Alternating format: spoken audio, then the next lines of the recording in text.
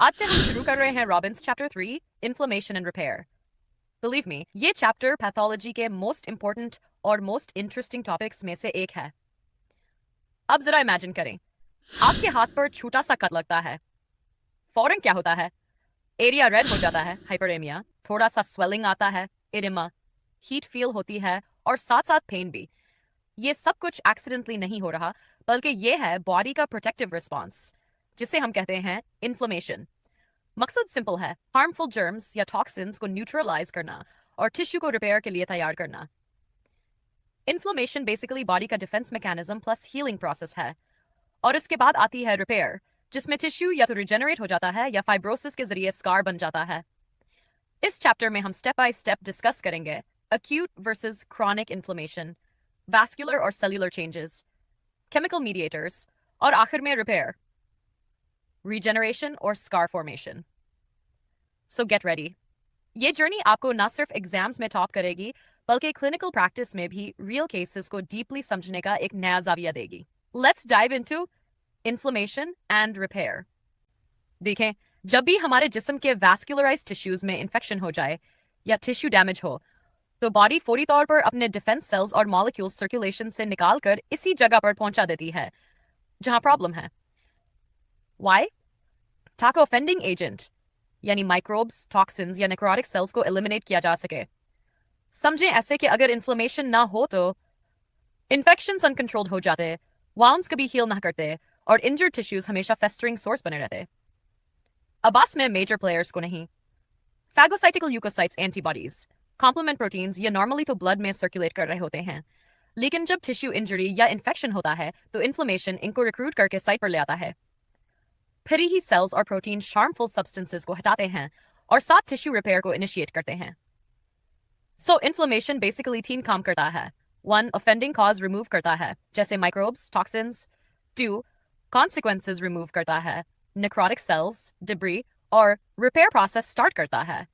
अगर हम इस चैप्टर को ब्रेक डाउन करें तो पहले हम ओवरव्यू देखेंगे इन्फ्लेमेशन के जनरल फीचर्स, फिर स्टडी करेंगे अक्यूट इन्फ्लेमेशन और इसके मीडिएटर्स, उसके बाद आएंगे क्रॉनिक इन्फ्लेमेशन पर, और आखिर में देखेंगे टिश्यू रिपेयर कैसे होता है। सो स्टूडेंट्स, तैयार रहें, ये टॉपिक आपके कंपेटिटिव एग्जाम्स के लिए भी बैकबोन है और क्लिनिकल प्रैक्टिस में भी बार बार सामने आएगा। स्टूडेंट्स, पढ़ने जा रहे हैं जनरल फीचर्स ऑफ इन्फ्लेमेशन। देखिए, इन्फ्लेमेशन 2 किस्म का होता है, अक्यूट और क्रॉनिक। अक्यूट इन्फ्लेमेशन क्या है? ये एक रैपिड रिस्पॉन्स है जो इन्फेक्शन या टिश्यू डैमेज के फौरन बाद शुरू हो जाता है, मिनटों से घंटों में डेवलप करता है और कुछ घंटों या दिनों तक रहता है। इसकी मेन साइंस क्या है? Leakage of fluid and plasma proteins, जिसे हम एडिमा कहते हैं।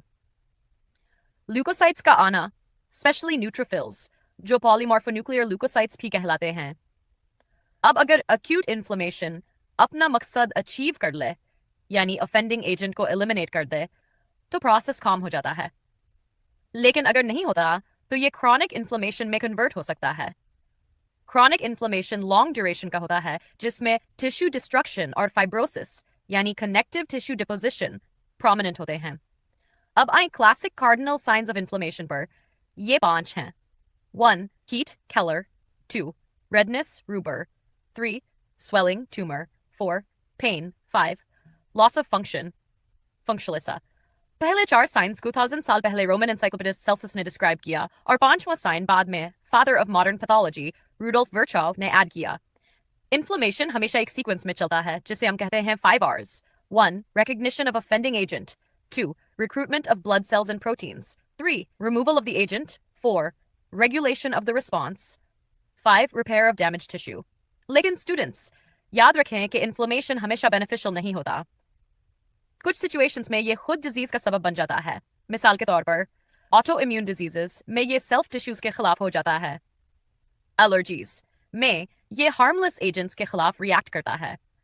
और कुछ माइक्रोब्स जैसे माइकोबैक्टीरियम ट्यूबरकुलोसिस इन्फ्लेमेशन को अननेसेसरली प्रोलॉन्ग कर देते हैं। यही वजह है कि क्रॉनिक डिजीजेस जैसे रूमेटॉइड आर्थराइटिस, एज्मा, लंग फाइब्रोसिस और हत्ता के atherosclerosis, type 2 diabetes, Alzheimer's disease में भी इन्फ्लेमेशन का बड़ा हाथ है। इसीलिए ले प्रेस ने इसे मेलोड्रामेटिकली कहा है, द साइलेंट किलर। अब एक और एक्सट्रीम देख लें, इनएडिक्वेट इन्फ्लेमेशन। अगर बॉडी इन्फ्लेमेशन प्रॉपर इनिशिएट ना कर सके तो इन्फेक्शंस बढ़ जाते हैं। क्यों? क्योंकि ल्यूकोसाइट्स की प्रोडक्शन कम हो सकती है, मिसाल ल्यूकीमिया, बोन मैरो कैंसर्स, या इम्यूनोसप्रेसिव ड्रग्स जो ग्राफ्ट रिजेक्शन या ऑटो इम्यून डिसऑर्डर्स में यूज होती हैं, इन्फ्लेमेशन सप्रेस कर देती हैं। हता कि मैलन्यूट्रिशन भी इन्फ्लेमेशन को इम्पेयर कर सकता है। आखिर में जब इन्फ्लेमेशन अपना काम मुकम्मल कर लेता है तो ये ऑटोमेटिकली रिजॉल्व होता है और साथ ही टिश्यू रिपेयर स्टार्ट करता है। रिपेयर में इंजर्ड टिश्यू रीजेनरेट होता है और जहां गैप बच जाए वहां कनेक्टिव टिश्यू स्कार फिल कर देता है। तो स्टूडेंट्स, आज आपने सीखा कि इन्फ्लेमेशन सिर्फ स्वेलिंग या रेडनेस का नाम नहीं है। ये एक orchestrated defence and repair process है जो हमारी जिंदगी के लिए जरूरी है, लेकिन मिसडायरेक्ट हो जाए तो डिजीजेस की जड़ भी बन जाता है। बात करेंगे कॉजेज ऑफ इन्फ्लेमेशन पर। याद रखें, इन्फ्लेमेशन के बेशुमार कॉजेज हैं, लेकिन क्लिनिकली सबसे अहम 4 कैटेगरीज हैं। 1. इन्फेक्शन सबसे कॉमन कॉज यही है, चाहे वो बैक्टीरिया हों, वायरसेस, फंगाई या पैरासाइट्स। इनके माइक्रोबियल प्रोडक्ट्स बॉडी डिटेक्ट कर लेती है और फौरन इन्फ्लेमेटरी रिएक्शन स्टार्ट हो जाता है। Different microbes different types of inflammation trigger करते हैं। टिश्यू नेक्रोसिस ये भी एक बड़ा कॉज है। नेक्रोसिस क्यों होता है? Ischaemia, blood supply block, infarction in heart, brain, etc. Trauma, injury, crush wounds, physical and chemical injury, burns, irradiation, toxins. अब दिलचस्प बात यह है कि नेक्रोटिक सेल्स अपने अंदर से मॉलिक्यूल्स रिलीज करते हैं जो इन्फ्लेमेशन ट्रिगर करते हैं, इवन अगर इन्फेक्शन ना भी हो। इसको कहा जाता है स्टेराइल इन्फ्लेमेशन। 3. फॉरेन बॉडीज कोई भी चीज जो बॉडी की नेचुरल नहीं, जैसे सर्जिकल सूचर्स, टिश्यू इम्प्लांट्स या स्प्लिंटर्स, ये भी स्टेराइल इन्फ्लेमेशन कॉज करते हैं। बॉडी बेसिकली रिकग्नाइज करती है कि ये फॉरेन है और इसके खिलाफ रिएक्शन शुरू कर देती है। 4. इम्यून रिएक्शंस ये वो सिचुएशंस हैं जहां नॉर्मली प्रोटेक्टिव इम्यून सिस्टम ही बॉडी के अपने टिश्यूज को डैमेज करने लगता है। एग्जाम्पल्स, ऑटो इम्यून डिजीजेस जैसे rheumatoid arthritis, lupus, self tissues पर अटैक, एलर्जीज, हार्मलेस चीजों, पॉलन, डस्ट, फूड के खिलाफ ओवर रिएक्शन। इन दोनों में इन्फ्लेमेशन मेजर रोल प्ले करता है टिश्यू इंजरी में। सो स्टूडेंट समरी ये है, इन्फेक्शंस, नेक्रोसिस, फॉरेन बॉडीज और इम्यून रिएक्शंस, ये 4 बिग कैटेगरीज हैं जो इन्फ्लेमेशन कॉज करती हैं। यानी इन्फ्लेमेशन एक तरफ प्रोटेक्टिव है, मगर दूसरी तरफ अगर ये इनअप्रोप्रिएट ट्रिगर हो जाए तो खुद डिजीजेस का सबब बन सकता है। स्टूडेंट्स स्टार्ट करेंगे recognition of microbes and damaged cells. देखें, इन्फ्लेमेशन का सबसे पहला स्टेप है रिकग्निशन, यानी बॉडी को पता चलना चाहिए कि कोई प्रॉब्लम है, इन्फेक्शन है या टिश्यू नेक्रोसिस। अब सवाल यह है, ये रिकग्निशन कौन करता है? आंसर, सेंटिनल सेल्स, यानी ऐसे रेजिडेंट सेल्स जो हर टिश्यू में मौजूद हैं और जिनका काम है डेंजर को डिटेक्ट करना, इन्वेडर्स को इंजेस्ट और डिस्ट्रॉय करना और साथ साथ इन्फ्लेमेटरी रिस्पॉन्स को इनिशिएट करना। सबसे अहम सेंटिनल सेल्स कौन सी हैं? Tissue resident macrophages, dendritic sales. ये सेल्स 3 जगहों पर रिसेप्टर्स रखते हैं। 1. सेल सरफेस पर, ताकि एक्स्ट्रा सेलुलर माइक्रोब्स को डिटेक्ट कर सकें। 2. एंडोसोम्स के अंदर, जहां इंजेस्टेड माइक्रोब्स ट्रैप्ड होते हैं। 3. साइटोसोल के अंदर, जहां कुछ माइक्रोब्स सर्वाइव करने की कोशिश करते हैं। अब स्टूडेंट्स, सबसे मशहूर रिसेप्टर्स कौन से हैं? जी हाँ, टोल लाइक रिसेप्टर्स, TLRs। जब ये एक्टिवेट होते हैं तो साइटोकाइंस बनते हैं जो इन्फ्लेमेशन को ट्रिगर करते हैं। लेकिन सिर्फ यही नहीं, एक और सिस्टम है, नोड लाइक रिसेप्टर्स, NLRs। ये साइटोसोल के अंदर मौजूद सेंसर्स हैं। जब ये एक्टिवेट होते हैं तो एक मल्टीप्रोटीन कॉम्प्लेक्स बनाते हैं जिसे हम कहते हैं इन्फ्लामेसोम। ये कॉम्प्लेक्स फिर IL-1 इंटरल्यूकिन 1 बनाता है जो इन्फ्लेमेशन का एक बहुत ही पावरफुल साइटोकाइन है। अब NLRs को क्या एक्टिवेट करता है? Microbial products, cell damage signals जैसे लीक्ड DNA या साइटोसोलिक पोटेशियम की कमी। इस तरह साइटोकाइन इंड्यूस्ड इन्फ्लेमेशन स्टार्ट होकर माइक्रोब्स और नेक्रोटिक डिब्री को एलिमिनेट कर देता है।